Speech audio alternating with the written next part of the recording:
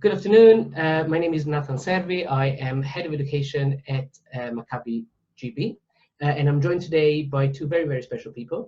One of them is Catherine, who is a Streetwise project coordinator, and the other is Philippa, who is Education Manager at Jami, and Jami is the mental health service for the Jewish community. Catherine and Philippa, thank you so much for being with us today.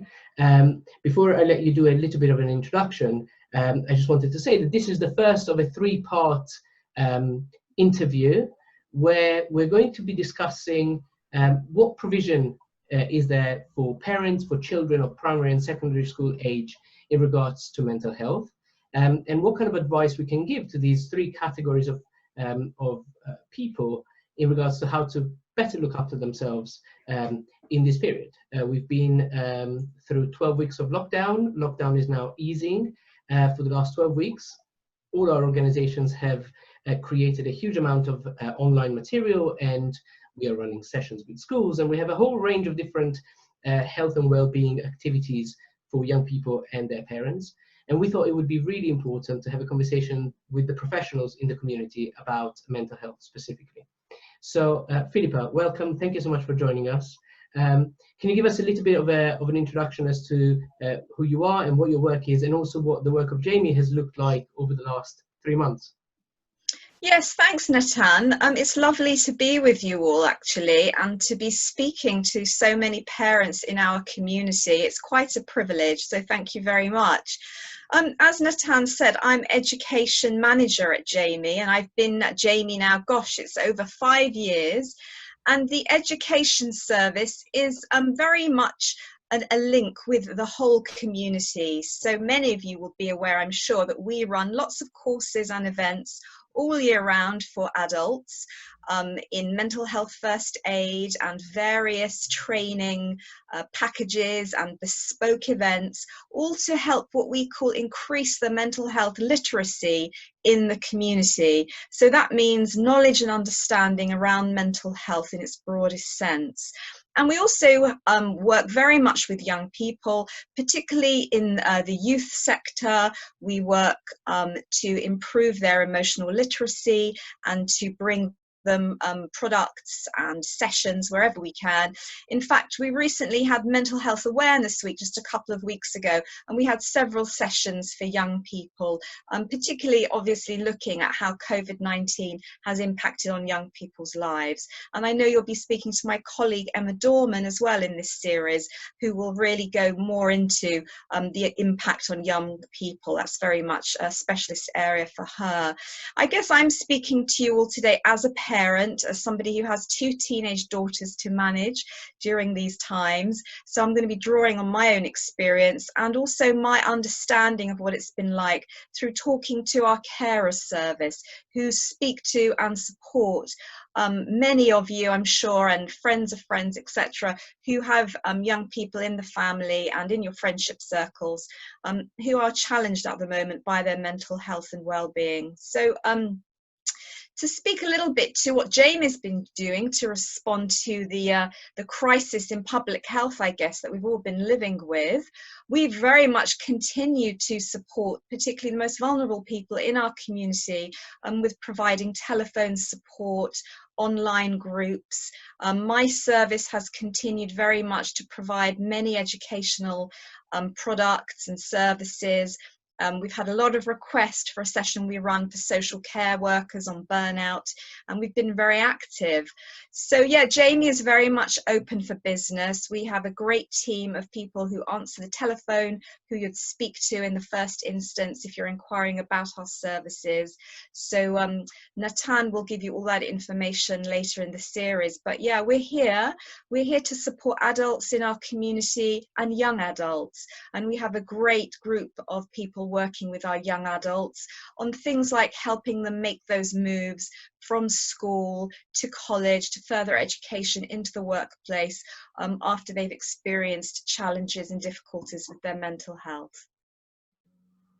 Thank you. And again, welcome. Before we start asking a few questions, Catherine, you're one of the Streetwise project coordinators. Streetwise has been very, very busy over the last 3 months. Do you want to tell us a little bit about our online platforms, and then we'll start asking Philippa a few questions. Yeah, sure. So since the lockdown started, we've been working to get loads of resources and activities out there. So if you head over to our At Home with Streetwise page on our Streetwise website, there will be loads of resources for young people, articles, quizzes, worksheets about loads of different topics that we are working on. Thank you. Lovely. So, Philippa, we'll start with just a general picture. 12 weeks of lockdown has meant that parents with children have been very much stuck at home for a very, very long period of time. Now things are slightly changing in that reception year ones, year sixes, and also some year 10s have gone back to school or are going back to school.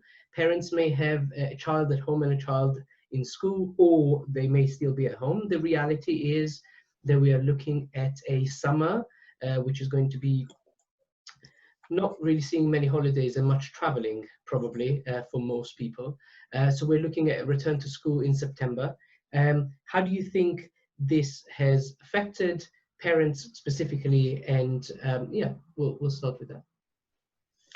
Well, we have never seen anything like it, have we, in our lives or in anybody's living memory, quite frankly.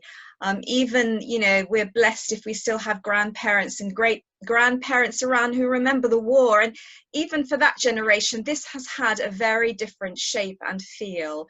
You know, we have been kept separate from people who we care about. Socializing has all been done, you know, obviously in the early days of the pandemic, online. And this is a very unnatural separation for us as human beings. We are social animals, you know, we gravitate to connectivity and being together. And that physical part of being together is really important for human beings. And so we have had to make some major adaptations to connecting online. Now, having said that, we are very flexible as human beings, and our brains have been going into overdrive, learning to be together like this online. I guess for many people who have friends and relatives abroad, you know, they're already quite experienced at keeping in touch online, but for some of us, it's been quite a new world. And, you know, for example, over Passover, you know, some of us for whom it was appropriate connected online for our seders. For others, it was very much just the family. So these are huge adaptations that we've all made. But I think the good news is that we have made these adaptations and we've learned so much along the way. I guess we can look back to the times where we had more physical connectivity and think, you know, when that hopefully comes around again, we might cherish those moments more. And keeping in touch online has been really important. So we have all been so grateful that actually this has come at a time when we can use things like Zoom. And I know from Jamie's perspective, you know, we support people who haven't had tablets and laptops, you know, in their homes before. And we've actually been reaching out and providing them with those tablets that they can keep in touch with relatives. So there's been a lot of learning going on as well in some parts of our community.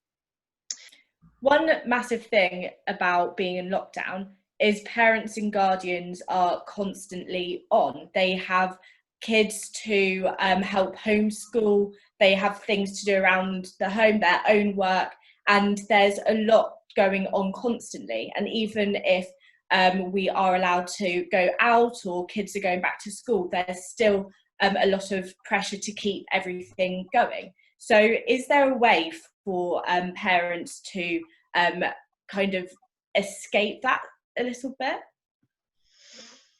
Escape the feeling, do you mean that we're kind of on go mode the whole time? Yeah, so escape the feeling of having to be on all the time. So there's time to take for themselves. Yeah, well, I'm really pleased that you have brought that up so early in our conversation, because that's really one of my messages for parents today, that we cannot pour from an empty cup.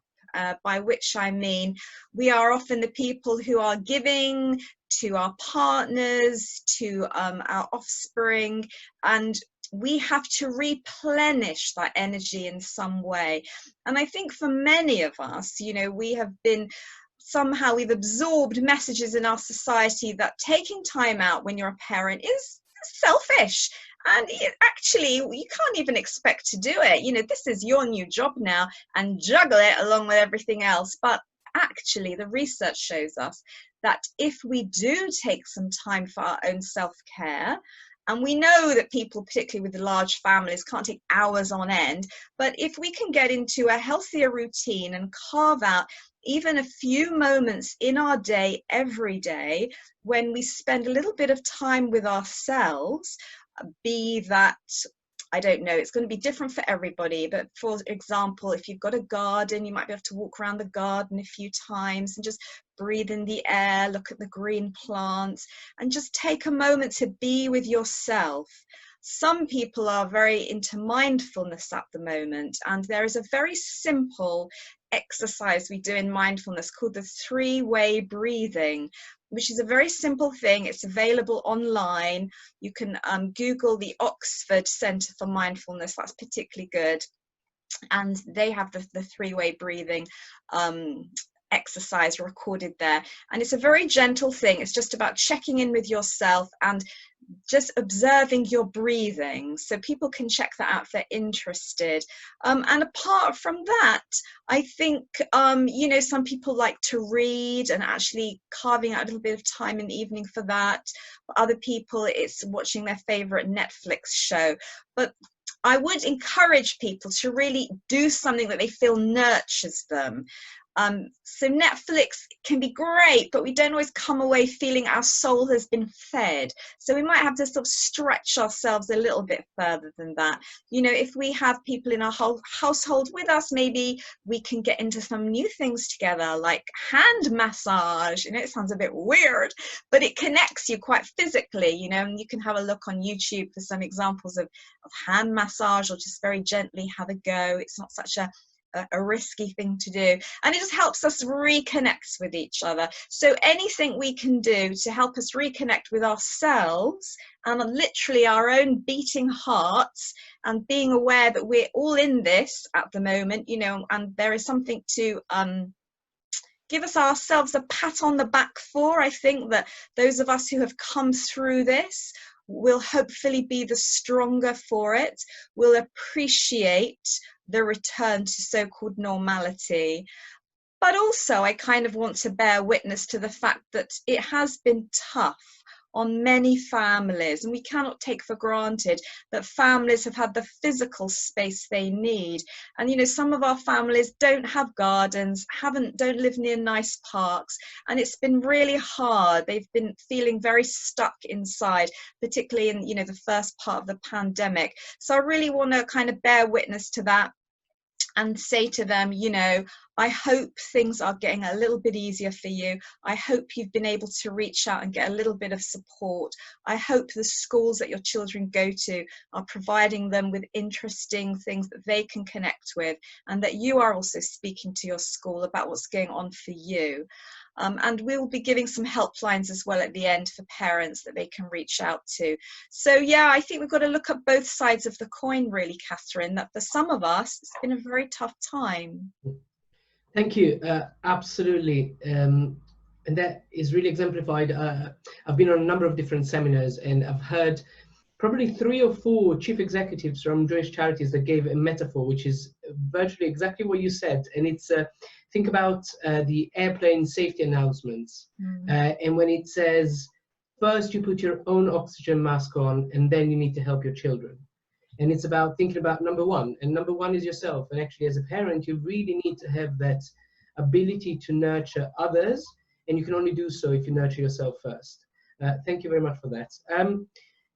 So in regards to parents, and I have children who are in primary school, you have teenagers. I think I don't know how different the perspective is, and actually we'll look into this more in our second and third episode of this short series.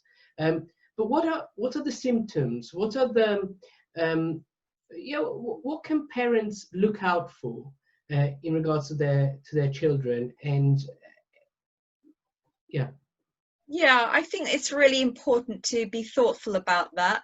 But before I kind of talk about that, my big take-home message is try not to panic, okay? Whatever you notice is going on for your kids.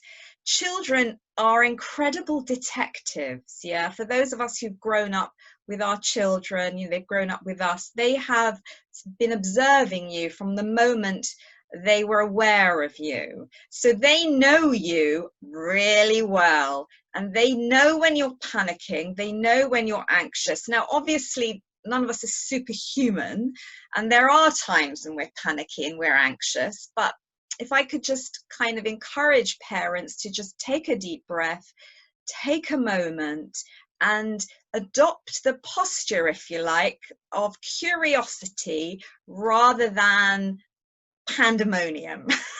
Because if we kind of go at it like a bullet a gate and say, I'm really worried about you, you've been doing this, you've been doing that, blah, blah, blah, our kids will just get their defenses climbing sky high, and they will block you out, and they'll say, I'm fine. Okay, and that's not where we want to be. We want to open the door to our family communication. So don't panic, and try and keep your emotions in check, and pick the right time to be curious about how your kids are doing. But things to look out for are changes in behavior. And we always talk about persistency and frequency. So if you're noticing lots of out of character changes for your kids or for a particular person in your family, we all have bad days, you know, let's face it. Some days are better than others, and that's just life. But if you're noticing a pattern, if you're noticing that your son or your daughter are avoiding certain things that they would usually embrace quite happily or get on with eventually, then that's something to be curious about. Are you noticing more emotional outbursts, which is unusual? Because, you know, for some children, this is a way of regulating their emotions normally. But if that's not normal for your child, and they seem to be very distressed, then obviously we want to be curious and concerned about that as well. Social engagement, if they've stopped all their online communications and they used to be quite busy, perhaps in Zoom or on Instagram or whatever it was, and they've come off and they're not interested, again, we would be very curious about that. Could be curious about sleeping. If your children are finding it really hard with sleeping at the moment, you've noticed that they're really out of a good sleep routine. They report to you that every night they're having a really tough time because they wake up and they can't get back to sleep because they've got so much on their mind. Again, we'd be curious about that. So we're looking for persistency and frequency of out of character behavior. And if we are seeing that, what we want to aim for is what we call in mental health a shoulder-to-shoulder conversation. We don't want to sit little Benji down and stare into his lovely big eyes and say, I'm so worried about you. We want to do something with Benji. We want to go for a walk in the park. We want to do some baking. You know, we want to do some kind of activity where we're not right up close, face to face, we're shoulder to shoulder, and we can just gently open a conversation, what we call a check-in conversation. How's it going? And, you know, depending on what comes next, they'll go, yeah, I'm all right. Why? So then you might just have to say, oh, okay, you know, I was just wondering because I've noticed that, you know, you're hardly on your phone at the moment, which is great, but I just want to check that everything's okay online for you. And, you know, you were saying the other day you didn't want lunch, you weren't hungry, you know, and you just seem a little bit out of sorts. I mean, you know, I'm just curious, Benji, just wondering, can I help you with anything? Is there anything that would be helpful to do together? And just see how that kind of thing goes. I mean, I'm just giving you an example script of the sort of conversation I might have. I'm not going to attempt to give your the parents listening to this a specific script, because they will have to come at it with their own words and their own language and their own turn of phrase. But that's the kind of way I would do it. So if that's useful, you can kind of cut and paste from that. But it's about opening up that dialogue. So, you know, just, are you okay? They'll go, yes, you know, and that will be the end of it. It's more about, you know, just checking in, you know, let's go for a walk, let's do some baking, you want to come for a run, and just doing this very gentle opening up of the conversation. And then be prepared for the answer is the other thing. You know, if you ask a question, you have to be prepared for the answer, and it might not be a pretty answer. It might be, actually, yeah, I'm feeling really rubbish at the moment, and then you might get the reason why. And then if you get that answer, it is a privilege. You know, it may be difficult to deal with, but it is a privilege, and we have to try and be in the moment and listen respectfully, because it's a long time. It's a hell of a long time since I was a teenager, I don't mind telling you. And we forget, you know, we forget how intense the peer group is for our young people. We forget how intense their emotions are. They don't have the same frame of reference as us adults. You know, they don't have the same perspective. So particularly during lockdown, if they have an argument with somebody who they consider to be a close friend, that can be very wounding, and that can go on for quite a long time. So we have to kind of really respect that they may be experiencing these quite deep emotions that for them actually might feel like the end of the world. You know, we might not quite get that, and we need to remind ourselves that those emotions that adolescents feel are deep. And as we know, in adolescence, young people are moving closer to the peer group, and that can often be quite, for some of us, that can be a little bit painful. We have to let go. We have to value their new relationships. They are as important, it might sound strange, but they are as important as their relationships with their family. And we might have to do a bit of work on that to kind of get our heads around that. Thank you. Again, you mentioned virtually every behavior that I have seen in my children over the last period. We've had lack of sleep, we've had changes in eating habits, we've seen changes in tantrums, and I think really, really interesting. And actually what you're saying about the different perceptions that young people have, and how we as adults understand those, I think that's a really important learning point. The fact that we think we have big problems, and we think that children's problems of all ages really are small problems, that doesn't apply, because for a young person, any relationship or seeing their class on Zoom and being asked a question can be really very, very impactful, mostly at this time. Catherine.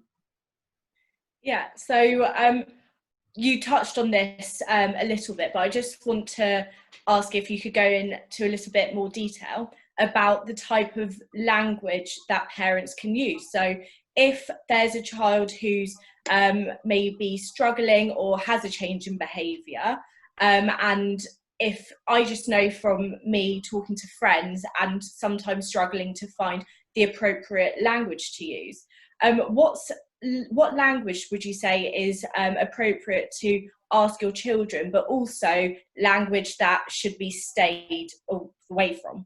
And actually, I will add something to that. Thank you, Catherine.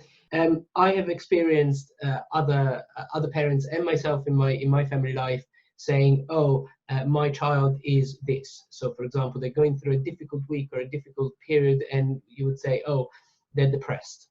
Right? And depression is a very serious mental illness. Depression is complicated, and for two parents to make an assessment in these times, is that healthy? Is that unhealthy? Should it be done? Should it not be done? And how to broaden that conversation? Yeah, thanks both.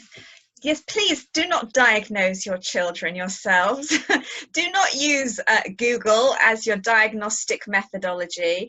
I mean, I think it's really great, Natan, that, you know, you began a few moments ago by reflecting upon your own children's behavior during lockdown, and you have seen some changes. So although I said to you, you know, what a mental health professional looks for is persistency and frequency, they will also look at context. And boy, what a context we're all living in. So, you know, it's going to make those professional encounters, if we do end up in places like CAMS, etc., particularly interesting, because all the professionals are going to be very aware that everything is very heightened at the moment by the times in which we live. So we've got to hang on to that for a moment.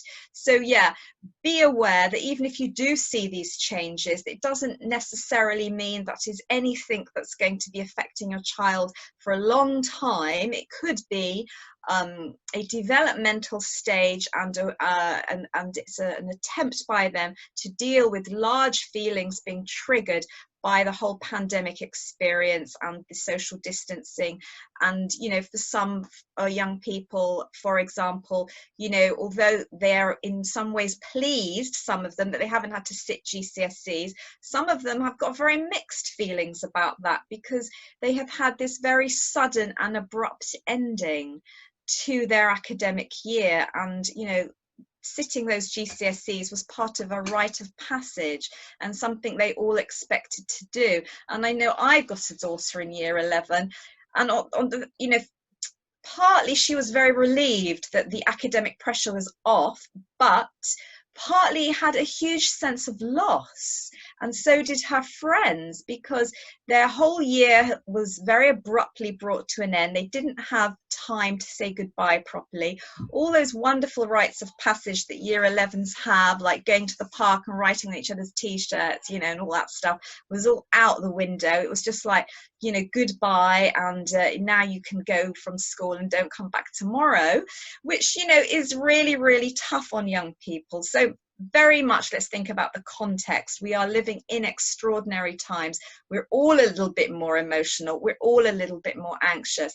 Having said that, I think it's about getting to the point where you feel as a family you can't support, and the behavior is meriting such that you feel you can't manage that on your own. And when things feel beyond your capacity as a parent, I think we're very good at parents knowing what we can support and knowing when we need to call out for some help. And that will look different for different people. But I think that's quite a good litmus test. Can we manage this as a family group, or is this behaviour of such concern that actually we need to reach out and get somebody to back us up here? And so for some people, just to be another kind of thinking space, a space in which we can think things through as a family. Things we should avoid. Yeah, don't diagnose your kids.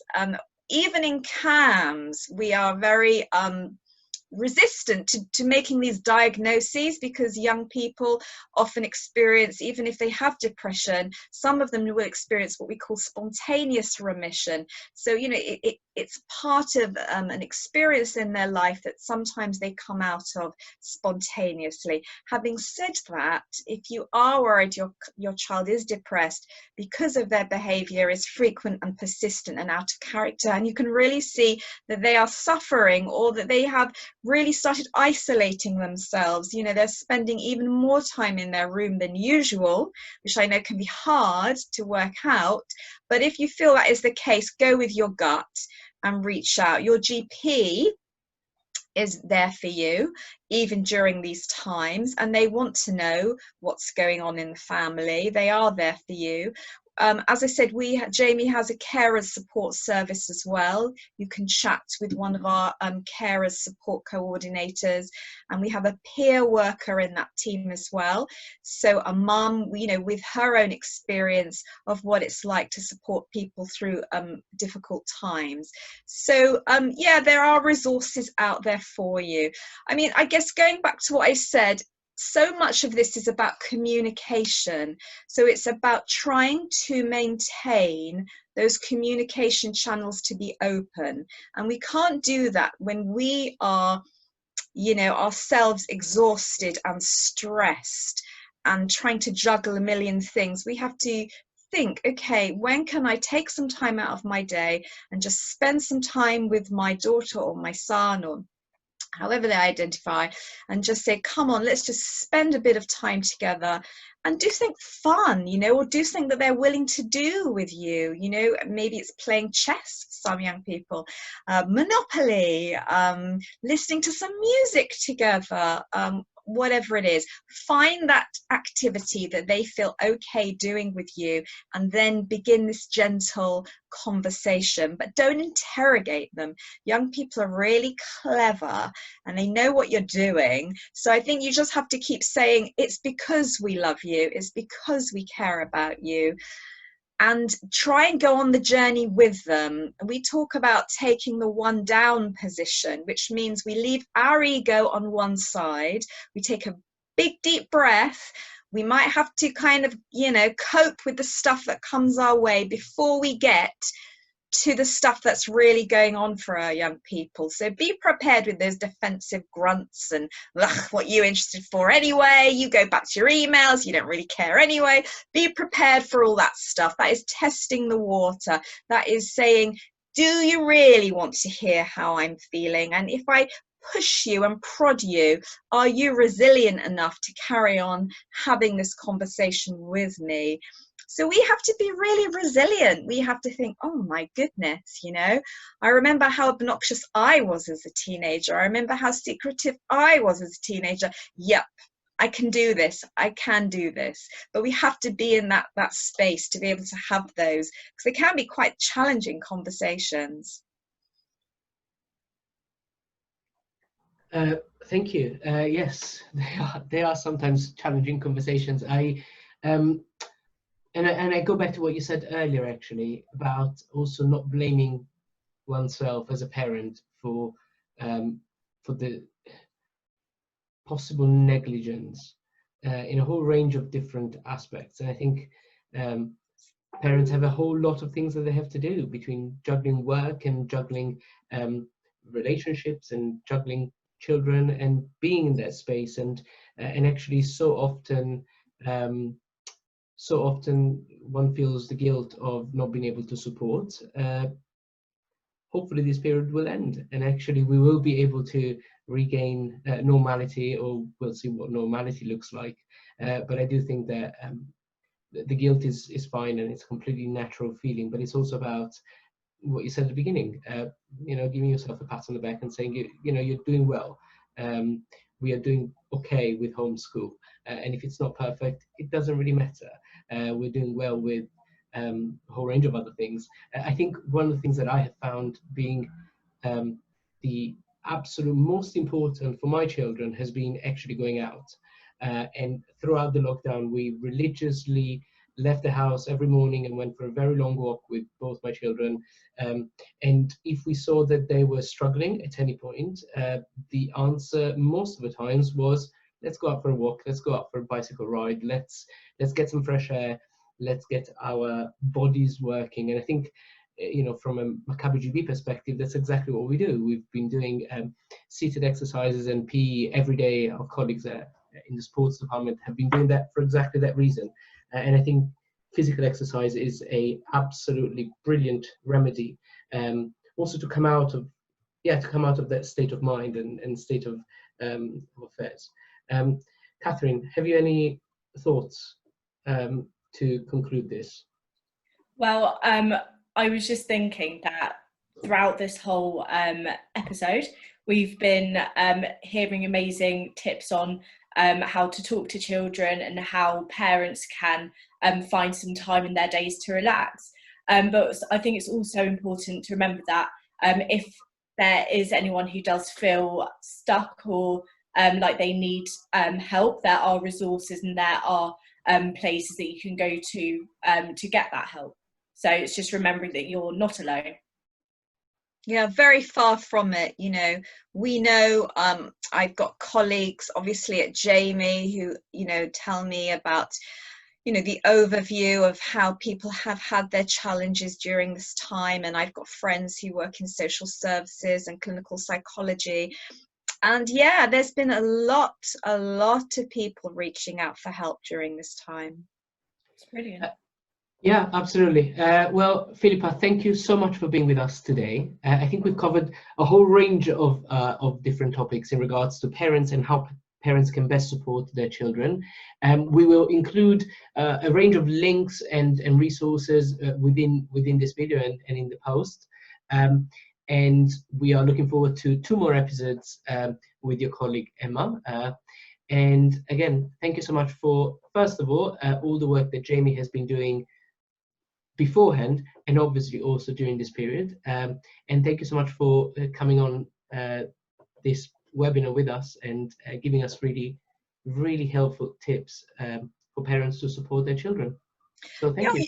You're really welcome. And I would also just like to add actually that Catherine talked about the fantastic resources on the Streetwise website, I believe, at the beginning. So maybe I just kind of top and tail this conversation by saying that Jamie's website also has a lot of blogs on it. A team of us have been creating material for the website covering a lot of issues during the pandemic. So have a look at jamieuk.org. So yeah, have a look at our website because we've got a lot of articles as well. And yeah, stay in touch with us. We're also doing a lot of educational events. Our new prospectus is launching in September. So if you want one of those, drop me a line. Just go onto the website and just drop me a line through the email, the info email address, and we'll make sure you're on the list for getting more information about what we're providing in our new academic year. So thank you very much, Streetwise and Maccabi, and you know, strength be with you and carry on the good work. Thank you. Thank you. Bye.